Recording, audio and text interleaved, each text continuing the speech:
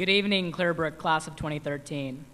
We've all managed to make it through the numerous books, math problems, science labs, and football games to finally get a chance to sit amongst hundreds of our peers in our flashy red gowns. Most of us are finally adults and get to do all sorts of fun stuff, like getting summoned for jury duty or paying our own taxes. But as adults, our lives are about to change. The last 12 or so years of our lives have been pretty straightforward and carefree in retrospect, as Rebecca Black so very nicely laid out for us back our sophomore year. For most of us, we get up in the morning, we go downstairs, we have a bowl of cereal, rush to the bus stop, be indecisive about whether to be kicking it in the front seat or sitting in the back seat when our friends come to pick us up, and most importantly, we look forward to Friday. But after we walk out of here tonight, none of us is going to be able to figure out exactly where our lives will take us. Even those of you who have planned out your futures will face situations that you did not anticipate. Honestly, I'm probably more undecided about my future than a lot of you, so I'm not going to sit here and bore you with personal anecdotes about how to deal with life's challenges, but I'll try to use a few things from our childhood to say a couple of things I think are pretty important. At this point, we've all heard the saying, "the sky's the limit," dozens of times. However, we sometimes forget and assume that there are limits to what we can accomplish, but that's not true. Usually, limits are barriers that we can break with motivation, hard work, and dedication. I think Disney does an exemplary job of showing us that true heroes don't limit themselves based on societal constraints. Mulan fights the patriarchal traditions of ancient China by deciding to fight against the Huns by impersonating a man, which at the time was punishable by death.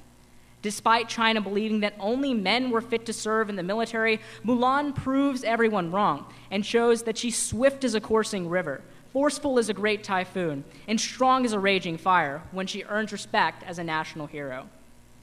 Also, it's important to understand that we always need to be prepared to face adversity head-on without backing down.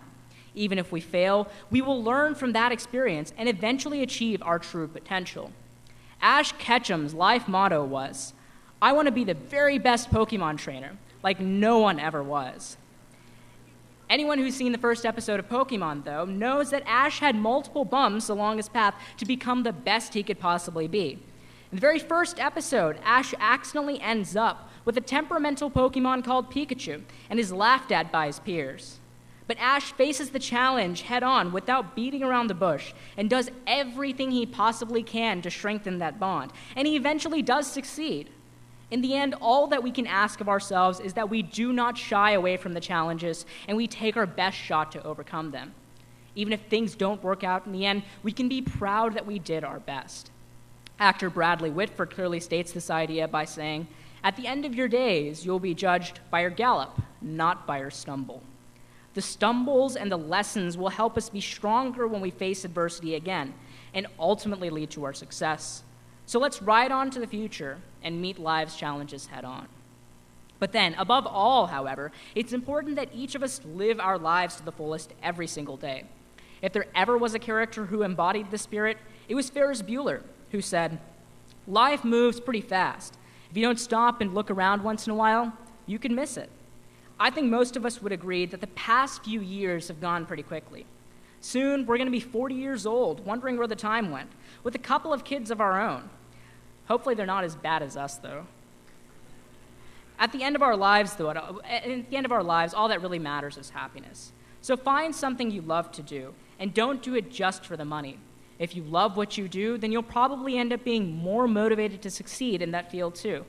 But no matter what you do, you'll probably feel stressed at some point. And at that point, just remember the wise words of Bobby McFerrin when he says, "In your life, expect some trouble, but when you worry, you make it double. Don't worry, be happy." But before I end the speech, there are some people I need to thank. First, I need to thank my parents. They have been there every step of the way to cheer me on and support me when I needed help.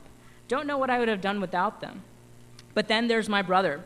Too young to stay home alone, he got pushed to go to a lot of my activities while he'd much rather have been content playing at home. Then I'd like to thank all of my teachers who believed in me and pushed me to be who I am today. From the ones who taught me how to write a cursive A, to the one that taught me about scarlet A's, how to debate, or what profundity truly is. Thanks to Mrs. Staley for her weekly Go Wolverines pep talks on the call-outs and her general openness. Also, thank you so much to the counselors and the administration who were always open to everything I needed. And finally, I need to thank my friends. You guys have been there for me and have cheered me on to help me get to this point. And as Blaine said, maintaining relationships and close connections with our friends is crucial. So at the end of the day, let's remember, don't let others set your limits. Mulan didn't. Try your hardest to overcome adversity. Even if you stumble, get back up and finish the job, just like Ash. And most importantly, don't worry, be happy. But I want you all to remember just one more thing. We were all linked together by our experiences from these last 4 years. We may all be different, but as Bruce Lee says, under the sky, under the heavens, there is but one family. Thanks, everyone. Good luck in the future.